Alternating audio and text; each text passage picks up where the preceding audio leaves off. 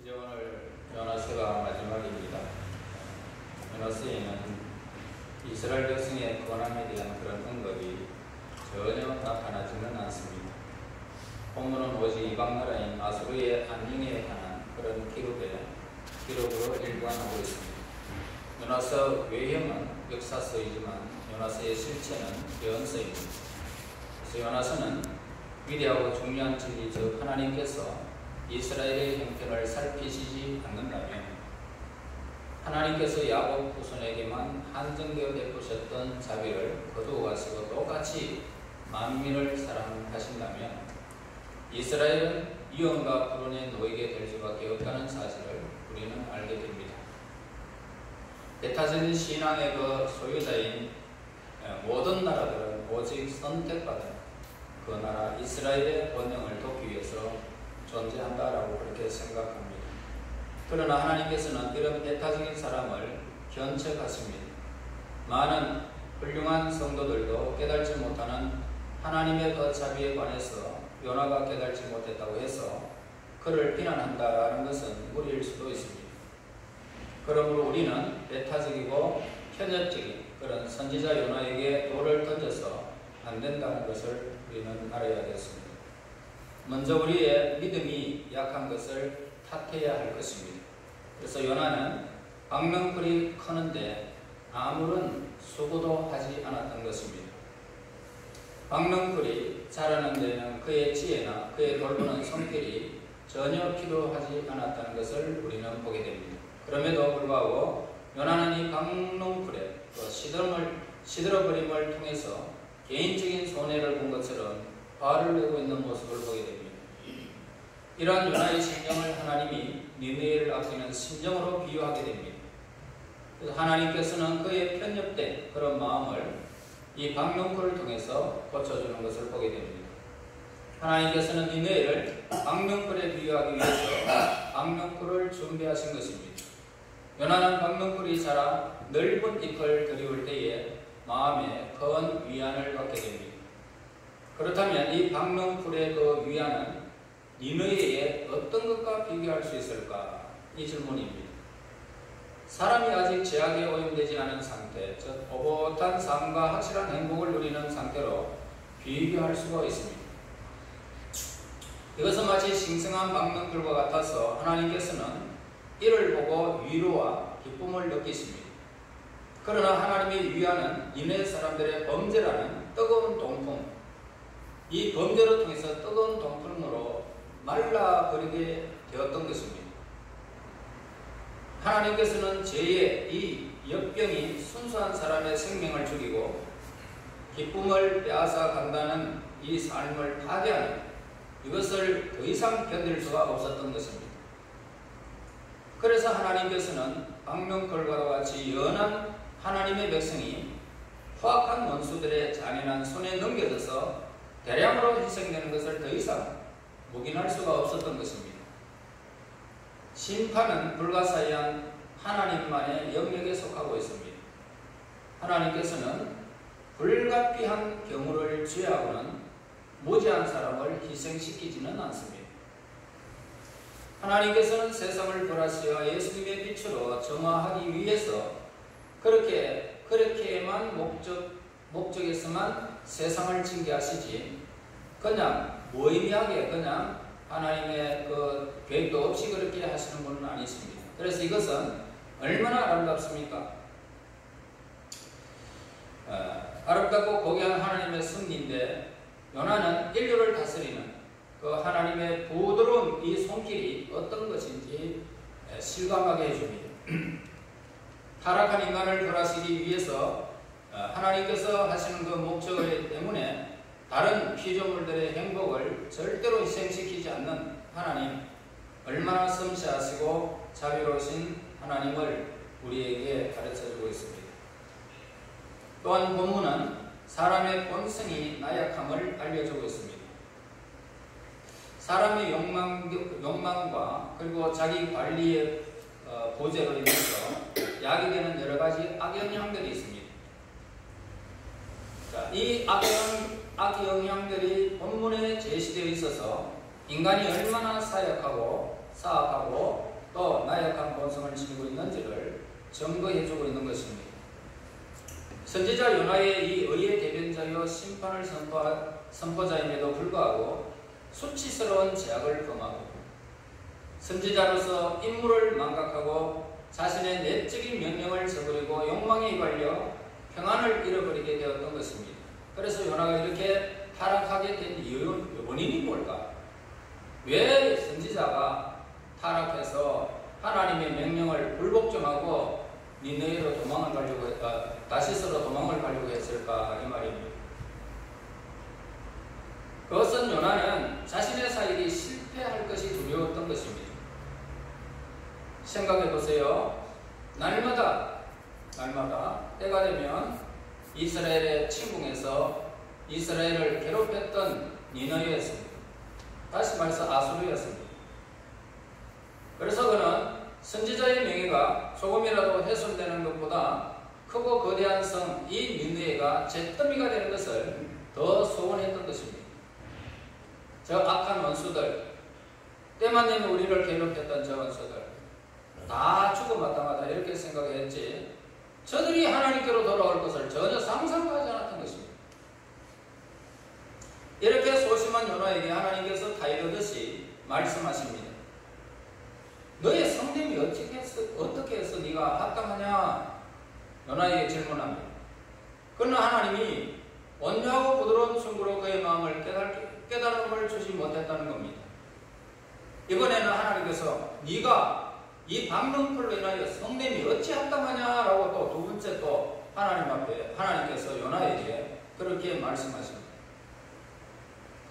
분노에 휩싸이고 욕망에 사로잡힌 선지자 요나는 9절에서 나는 죽기까지 할지라도 옳습니다. 그렇게 대답합니다. 간이 배 밖에 나왔죠. 요나는 성을 이렇게 아주 하나님 앞에 성을 분노하는 것을 보게 됩니다. 그래서 요나는 자비로우신 하나님 아버지에게 분노한 것인데 무엇 때문에 성이 났을까? 하나님 앞에서 뉘우치고 먼지와 재수에 앉아서 회개하는 니느웨 사람들에게 용서를 베풀었다는 이 사실이 요나를 죽도록 성나게 만든 것입니다. 과연 충분한 이유가 되는 것일까 하고 우리는 생각하게 되어집니다. 자, 욕망이라고 하는 것은 뭡니까? 사람의 목적을 한 곳으로 집중시켜가지고 불타게 하는 속성을 지니고 있습니다. 욕망의 불길에 휩싸인 사람은 이 하염을 진정시켜야 한다는 사실을 까마득히 잊어버리고 살아가는 것입니다. 심지어는 자신이 올바르다라는 사실을 거침없이 주장하여 자제력이 없는 자신의 감정을 자랑으로 여기면서 세상 사람들은 세상의 욕망을 자랑으로 삼고 있습니다. 분노와 복수심뿐만 아니라 유격과 그리고 야망, 여러 가지 모양의 불평불만을 지니고 있는 사람은 자신의 방종하는 성격을 향하여 질문할 필요가 있는 것입니다. 자신의 개인적인 만족이 일반적인 선을 어떻게 파괴하는지 그들은 알아야 하는 것입니다.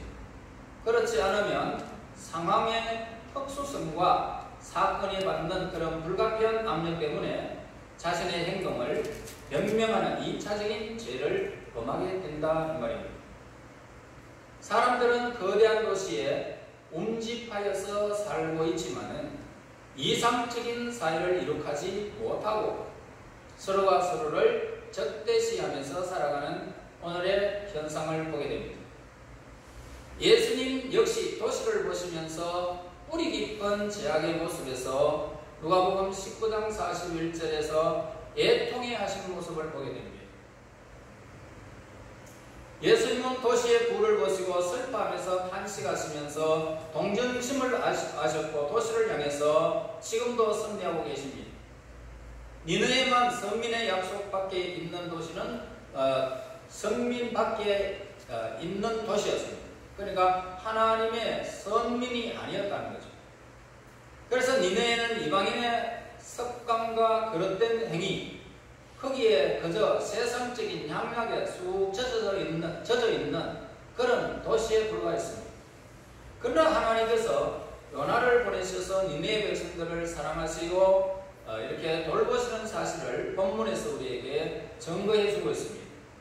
반면에 예루살렘은 특권과 축복을 받은 그런 도시였죠. 그러나 예루살렘 백성들도 선지자와 말씀을 전하는 사람을 죽이고 돌을 던져버렸습니다.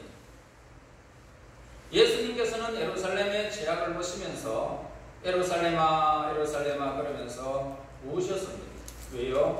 돌 하나도 돌 위에 남지 않겠다는 것입니다. 다 허물어지겠다. 하나님은 거대한 도시들을 자비로우신 그런 관심과 그리고 사랑으로 돌보고 계심을 보게 됩니다. 하나님께서는 모든 도시들의 행편을 감찰하시고 계십니다. 도시의 풍요와 빈곤도 속속이 하나님은 알고 계십니다. 하나님의 목전에는 모든 일들이 벌거벗은 듯이 드러날 것이고 그분의 눈앞에서 우리의 행실이 밝히 드러나게 될 것입니다. 그러나 이러한 하나님의 무한한 사랑으로 도시를 아끼신다는 진리를 우리는 깨닫게 되었습니다. 그리고 하나님께서 느낄 수 없는 슬픔은 이 세상에는 존재하지 않는다. 하나님께서는 창조하신 피조물은 방치하는 법이 없습니다. 가난한 사람을 살피십니다. 우리가 일하는 일터를 하나님은 돌보고 계십니다. 예수님께서는 우리의 정신적인 고통을 친히 체휼하셨습니다. 불행의 비밀, 불가사의한 인류의 불행, 또한 모든 영적인 죽음이 하나님의 마음을 아프게 하는 것입니다.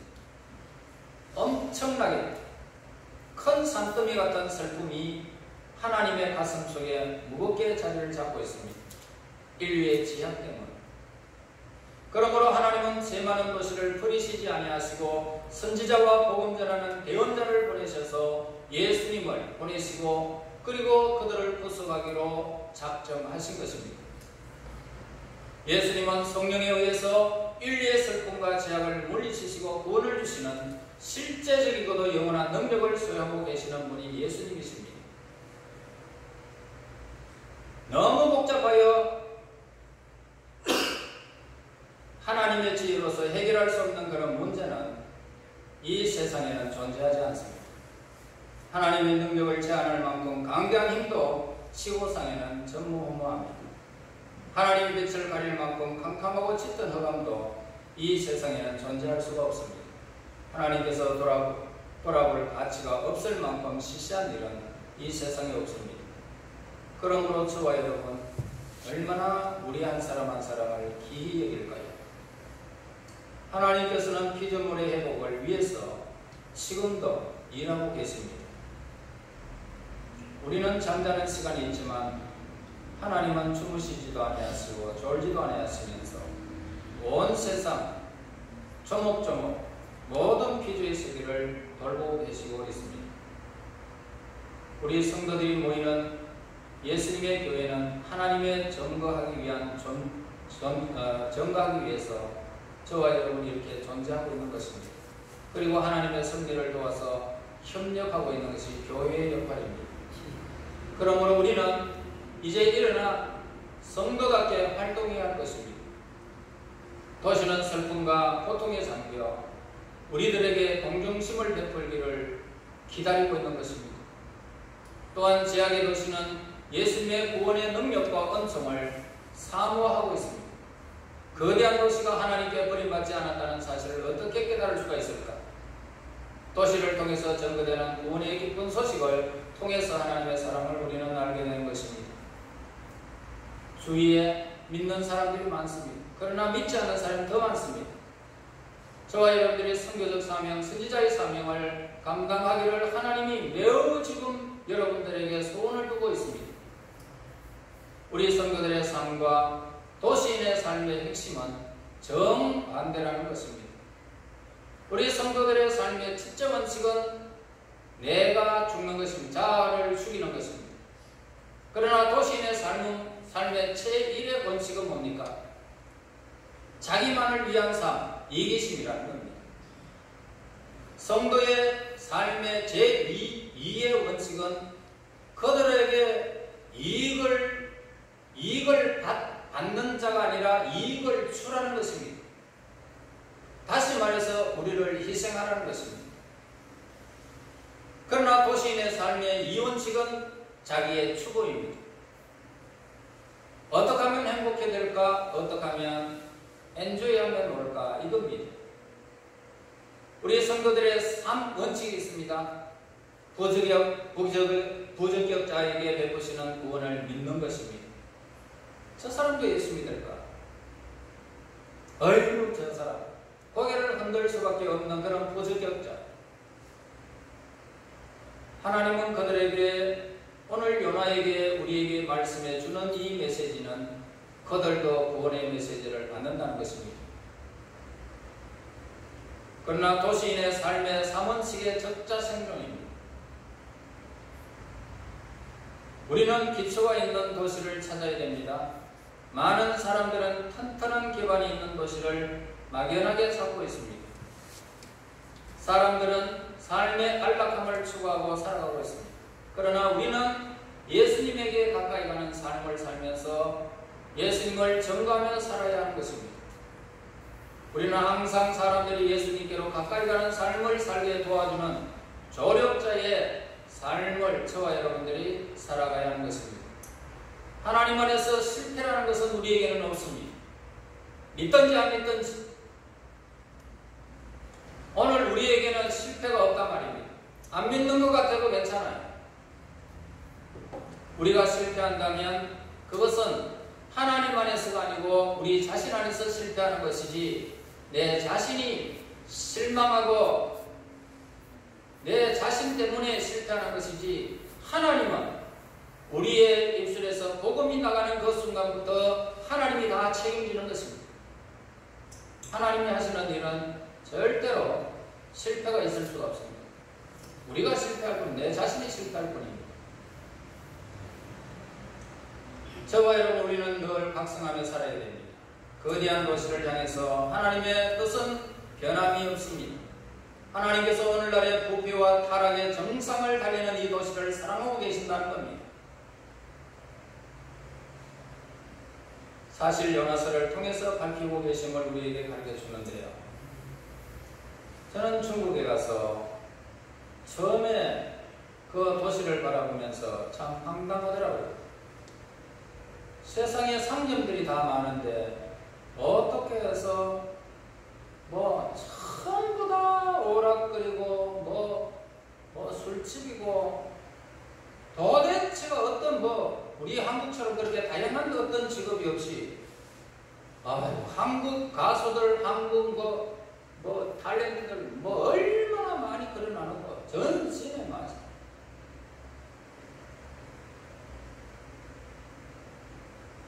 여러분 이것이 바로 도시입니다. 그런데도 하나님은 그 도시를 사랑하고 계신다는 것입니다. 선교사들을 얼마나 많이 보낸지 모릅니다. 추방에도 또 다른 사람이 또 들어가서 또 복음을 전하고 있습니다. 어느 주일학교 소년이 주일학교 선생님께 이렇게 질문을 합니다. 선생님은 하나님께서 말썽꾸러기들을 아이들도 사랑한다고 알고 계십니까? 라고 그렇게 질문을 합니다. 선생님은 아니야! 절대로 말썽장이는 하나님께서 사랑하지 않아! 라고 그렇게 대답을 했습니다. 여러분 이 선생의 대답은 자기 자신에게 하나님이 없음을 가르쳐주는 것입니다. 하나님은 절대적인 아가페적 사랑을 모르고 하나님의 자비에 대한 모독적인 발상이란 말입니다. 하나님께서는 아무리 개보장이 악동이라도 똑같이 저와 여러분을 사랑하고 똑같이 사랑하고 계심을 우리는 알아야 됩니다. 하나님의 사랑은 커졌다 줄어들었다 하지 않습니다. 우리가 잘한다고 우리가 하나님의 사랑이 그냥 껍벅 죽을도록 우리를 껍벅 거리면서 우리를 좋아하는 것이 아닙니다. 우리가 범죄한다고 우리를 버리시는 것도 결코 아닙니다. 얼마나 사랑하시는지 똑같이 사랑하십니다. 그 사랑은 주는 법이 없습니다.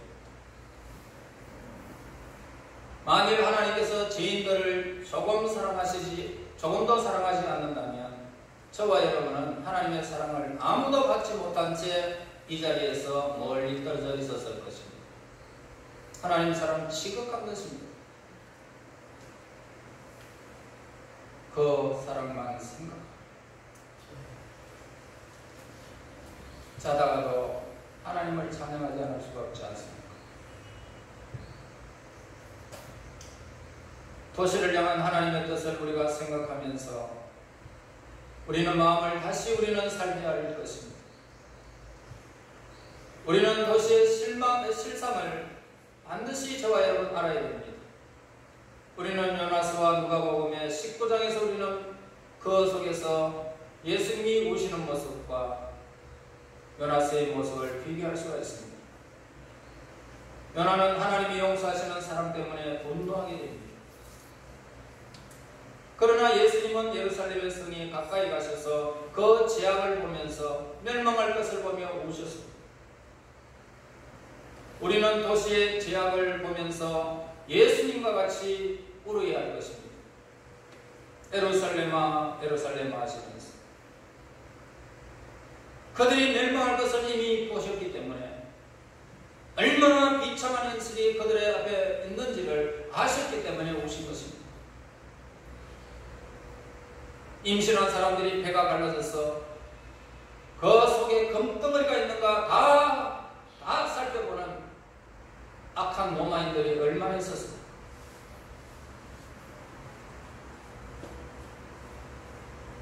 그래서 그 비참함을 보면서 우셨던 것입니다. 우리는 도시의 죄악을 보면서 예수님과 같이 우리는 울어야 할 것입니다. 그들에게 복음을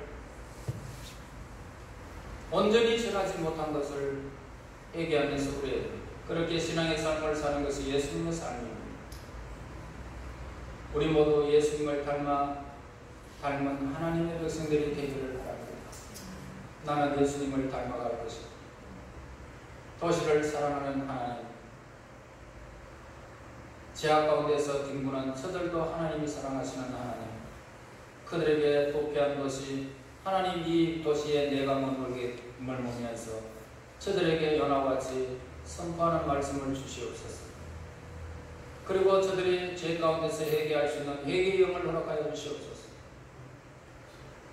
우리는 부패한 도시를 바라보며 분노하지 마시고 예수님처럼 도시를 구원하기 위해서 죽기까지 자신을 희생하며 예수님의 삶을 저와 여러분 본받았습니다. 예수님의 삶이 저와 여러분들에게 삶이 되어서 마지막 때에 예수님이 칭찬받는 저와 여러분이 되시기를 예수 이름으로 축원합니다. 하나님 아버지 은혜를 진실로 감사합니다. 지금 우리가 살고 있는 이 시대에 죄악의 도시가 한영해 있습니다. 그럼에도 불구하고 저희들을 세우셔서 예수님의 삶을 살으라고 우리에게 말씀을 주심을 감사합니다. 요나 선지자와 같이 하나님 부패한 도시를 바라보며 분노하지 않게 하시고 예수님처럼 도시를 구원하기 위한 죽기까지 자신을 희생하며 예수님이 살았던 그 생애를 살아갈 수 있는 하나님의 사람들이 되게 인도하옵소서. 예수님 이름으로 기도합니다. 아멘.